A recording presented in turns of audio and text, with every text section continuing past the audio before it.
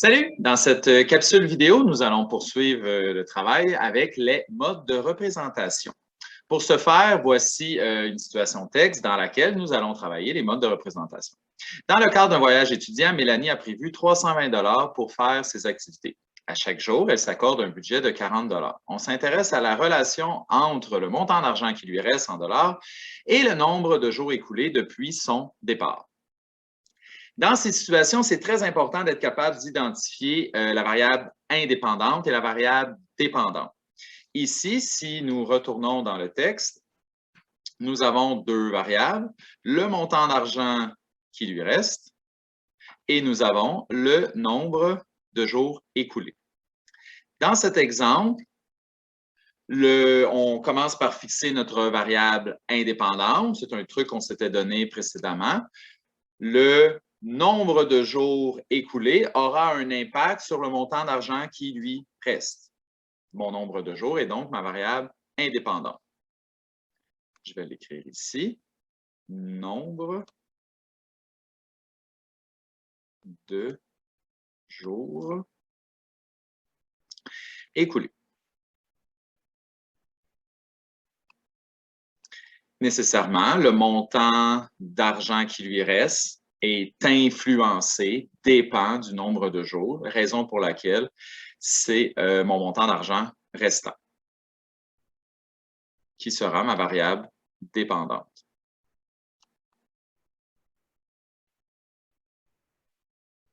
Montant d'argent restant. Et c'est un montant, évidemment, qui est en dollars. Lorsque c'est possible, on place l'unité de mesure. La variable indépendante, c'est le X, on l'a déjà vu. La variable dépendante, c'est le Y. Vous voyez en bas, on s'en va vers le plan cartésien. Comme ça, on va savoir où placer notre X, où placer notre Y.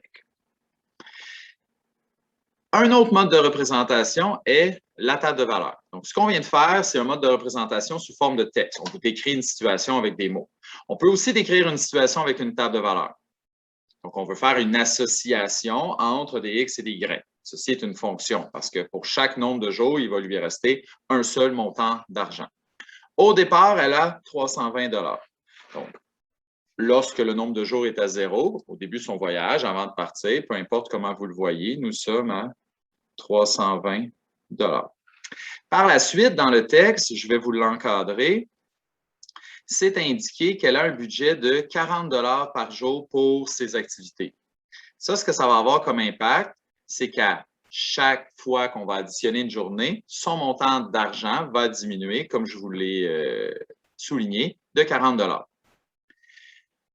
Comment on va le faire? Évidemment, on pourrait faire 320 $ moins 40 $, je suis à 280 $, on aurait une réponse. Mais je veux développer un raisonnement un peu différent avec vous. Regardez bien, on va obtenir le même résultat, évidemment. Je commence à 320 $ et j'enlève 40 $ une fois parce qu'une seule journée s'est écoulée depuis le début de son voyage. Nous sommes maintenant à 280 $. Faites-moi confiance, écrivez-le de la même façon que moi, vous allez voir pourquoi. À la deuxième journée, au départ, nous étions à 320 $, le montant qu'elle avait initialement, et on enlève, après 2 jours, 40 $ deux fois. Faites le calcul, vous obtiendrez 240 $. Ainsi de suite. Donc, si c'est 3 jours, 320 $ moins 40 $ 3 fois, la somme restante sera de 200 $. C'est répétitif, mais on va le faire une dernière fois. 320 $ moins 40 $ 4 fois pour la 4e journée. Nous serons maintenant à 160 $. Il y a comme une logique ici. On fait toujours la même chose. On commence toujours à 320 $ et on enlève 40 $ un certain nombre de fois équivalent au nombre de jours. Et dans cet exemple, le nombre de jours est représenté par la variable X. Donc, si on veut savoir le montant qui va lui rester, peu importe le nombre de jours, ce qu'on va faire, c'est qu'on va commencer à 320 $ et on va enlever 40 $ un certain nombre de fois. Et le nombre de fois, c'est ma variable indépendante, c'est mon X. Peu importe le chiffre que je vais te donner, 5, 6, 7, 8, 9 jours, on fait toujours la même chose. 320 moins 40 fois le nombre de jours, comme on l'a vu dans la table de valeur. Donc, ce que je vous ai écrit en bas, 320 moins 40x, c'est ce qu'on va appeler la règle. Une règle, c'est une association entre un x et un y. Ça nous permet de trouver la variable dépendante selon la variable indépendante x. Je vais y revenir tantôt. Je vais tasser mon visage. Je vais m'envoyer à gauche. On va dans le graphique. Donc là, j'ai fait la représentation dans une table de valeur. On peut aussi faire la représentation dans un graphique. Très important quand on commence un graphique, on oublie souvent, c'est de nommer nos axes. Donc ici, l'axe des X. Bon, c'est pas ça, nommer un axe, c'est pas mettre un X. L'axe des X représente le nombre de jours. Parce que l'axe des X, c'est toujours ma variable indépendante. Ici, je vais mettre nombre de jours. L'axe des Y, c'est le montant d'argent restant. Montant d'argent restant.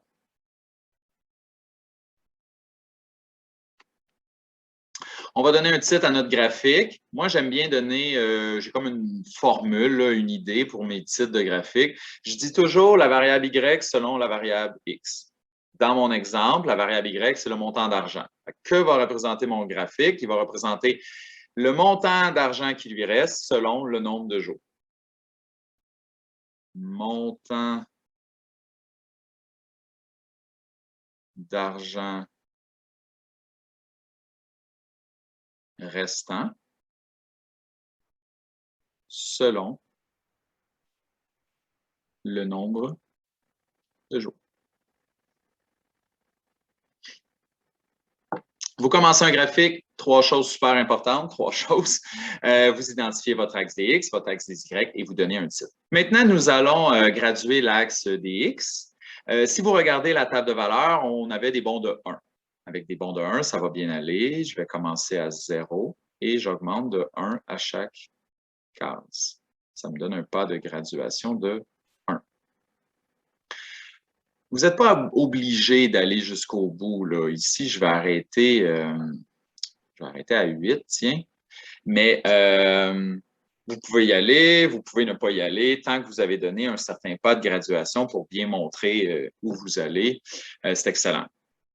Pour l'axe des Y, on fait la même chose. N'oubliez pas qu'à l'origine, nous sommes toujours à 0 en Y. Il y a des élèves qui ont un réflexe d'aller placer le 320 en bas parce que dans la table de valeurs, on voyait le 320 en premier. Ceci est une fonction qui va être décroissante. On va commencer en haut à 320, puis petit à petit, le montant d'argent va diminuer. Donc, ça veut dire que le 320 est la valeur la plus grande qu'on veut obtenir. Nous avons environ 10-12 cases ici. Il faudrait que je les compte, là. Une façon de graduer qui serait peut-être efficace, étant donné qu'on diminue de 40 $ pour chaque jour, ce serait facile, je crois, d'augmenter de 40 pour chaque case. Est-ce que vous êtes obligé? Non, mais ça va être un choix qui va être facile à travailler ici.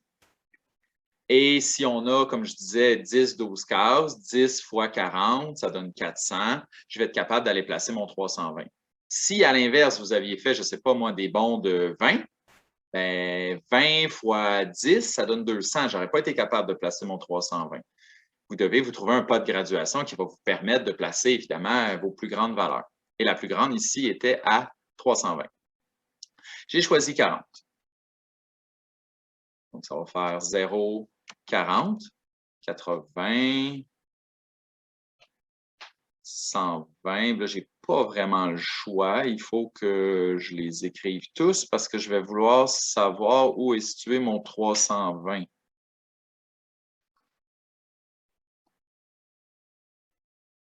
« 280 et le 320 va apparaître. Parfait. Je vais prendre une autre couleur. Tiens, on va le faire en bleu. Le premier couple était à 0, 320. Quand le nombre de jours est à 0, mon Y, qui représente le montant d'argent, est à 320. On a un premier couple qui est ici. C'est mon ordonnée à l'origine si on se réfère à ce qu'on a fait précédemment. À une journée, nous sommes à 280. Mon point est ici. Ensuite, à 2, nous sommes à 240. À 3 jours, nous sommes à 200. À 4 jours, nous sommes à 160. Puis là, on voit qu'il y a une certaine régularité dans le plan cartésien. On voit que quand on avance d'une case, on descend d'une case. Et c'est logique, parce que quand on avance d'une journée, on diminue de 40 $ à chaque fois. Donc, quand on a compris ce concept, on pourrait déjà aller placer les couples suivants. Et vous devez comprendre que même si les couples ne sont pas dans la table de valeur, ils existent. On pourrait maintenant voir, par exemple, avec le couple qui est ici, que lorsqu'il y a 6 jours d'écoulés depuis le début de son voyage, il lui reste 80 $. On ne voyait pas dans la table de valeur, mais on le voit dans le graphique. On prend la règle et on relie.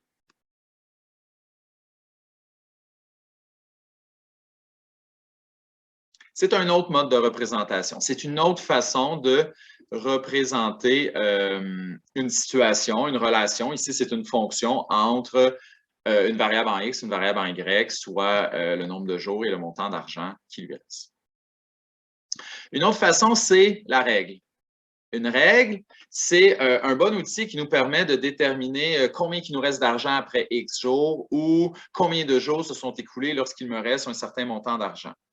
Ici, ma règle, ce que j'ai fait dans ma table de valeur, j'en ai parlé rapidement tantôt, c'est que je réalisais que peu importe le nombre de jours qui s'est écoulé, j'ai toujours 320 $ au début et j'enlève 40 $ par jour. Donc, on l'avait écrit. Je commence à 320 et j'enlève 40 $, un nombre de fois équivalent au nombre de journées qui se sont écoulées. Donc, ça va me donner ma règle. Mon temps d'argent est égal à ça. Sauf qu'en mathématiques, souvent, on va se donner des raccourcis. Ici, ce qu'on va vouloir faire, c'est écrire montant d'argent restant. C'est un petit peu plus long. Le montant d'argent, c'était ma variable dépendante et la variable dépendante, c'est représenté par la variable Y. Donc, au lieu d'écrire montant d'argent, je vais écrire Y. Au lieu d'écrire nombre de jours, mon nombre de jours était représenté par X, je vais écrire X. Fait le Y, le montant d'argent qu'il me reste, va être égal à 320 moins 40 fois X, fois le nombre de jours. Ça, c'est ma règle, qui est une autre façon de représenter une situation. On a 2-3 petites questions pour terminer la page, des questions d'observation, des questions de calcul. On va les regarder ensemble. Après combien de jours depuis son départ, Mélanie n'aura-t-elle plus d'argent? Si vous regardez le graphique, on voit que le moment où elle n'a plus d'argent est ici. Lorsque 8 journées se sont écoulées, on réalise que son montant d'argent, si vous allez le lire sur l'axe des Y, est à 0. Donc, notre réponse est 8 jours. Ici, c'était pratique parce qu'on avait le plan cartésien pour répondre à la question, mais éventuellement, vous ne pourrez pas faire le plan cartésien à chaque fois, ou encore, le plan cartésien, ça va être difficile de bien identifier la réponse ou les réponses qu'on va vous demander. Donc, ce qu'on peut faire, c'est aussi utiliser ce qu'on appelle la méthode algébrique. Pour utiliser la méthode algébrique, on a besoin de la règle. Ici, ma règle est Y égale 320 moins 40x. La question, c'était quoi? Je vais trouver 8 jours encore. Là. La question est, combien de journées se sont écoulées lorsque Mélanie n'a plus d'argent? Lorsque Mélanie n'a plus d'argent, ça implique que le Y est égal à 0. En d'autres mots, nous cherchons pour la règle qui est affichée ici, quelle est la valeur de X qui va me donner un Y à 0. Pour trouver cette réponse, on peut remplacer le Y par 0. Ça va me donner 0 est égal à 320 moins 40x. Et là, vous avez une équation. Vous pouvez isoler le x et vous trouverez la réponse à votre question. Pour isoler le x, on doit mettre les variables d'un côté, les valeurs numériques, les chiffres de l'autre côté. Donc, pour ce faire, je pourrais faire plus 40x. Pour ce faire, je pourrais faire une autre phrase. Vous avez compris, j'en suis persuadé. Je vais regarder ce que ça me donne. Plus 40, plus 40. Le 40x va être à gauche. À droite, il va me rester 320. Et finalement, je divise par 40. Et j'obtiens un x égal à 8. Évidemment, je devais obtenir la même réponse que j'ai eue dans le plan cartésien. Une autre application, je pourrais vous poser plein de questions maintenant. Je peux vous demander, si vous regardez à droite, dans combien de jours lui restera-t-il 80 $? C'est sensiblement la même chose, sauf qu'au lieu de remplacer le y par 0, je vais le remplacer par 80. Je dois toujours commencer avec ma règle, y égale 320 moins 40x. Et combien de jours, c'est mon x? Est-ce que le y sera à 80? Si on tourne voir dans le plan cartésien, sûrement que la réponse, elle est là. 80 jours, il est ici. Pas 80 jours, pardon. 80 $, il est ici. Le nombre de jours devrait être à 6. On va vérifier si la méthode algébrique nous donne la même chose. On devrait obtenir 6 jours. Je cherche la valeur de x qui fait en sorte que le y est égal à 80. Je vais remplacer mon y par 80 et je cherche le x. Cette fois-ci, ce n'est pas les x que je vais envoyer à gauche parce qu'il y a déjà une valeur numérique sur le côté gauche. Ce que je vais plutôt faire, c'est envoyer le 320 de l'autre côté par soustraction. Hein? On se souvient qu'on doit faire les opérations opposées. 80 moins 320, ça me donne moins 240, oui, 240. Et l'autre côté, il va rester moins 40x. Et on divise encore une fois par moins 40. Et j'obtiens 240 divisé par 40. Hein, les moins s'annulent à la division. Il me reste 6. Est-ce que j'avais un espace pour mettre les réponses en bas? Non, je n'ai pas laissé d'espace. Donc, ça prend 6 jours avant que le montant d'argent soit de 80 $. La méthode algébrique est très, très, très importante à développer ici parce que ça nous permet d'être beaucoup plus efficace. Surtout si vous avez des numéros que le x est une valeur, un nombre décimal. Si ça ne donne pas un entier, vous ne le trouverez pas dans le plan cartésien. Vous allez faire une estimation. Puis ça peut être intéressant de faire une estimation, mais la méthode algébrique, elle, va vous donner la valeur exacte. Et ce, même s'il y a une partie décimale. Donc, en espérant que cette capsule vous a été utile, merci et bon travail.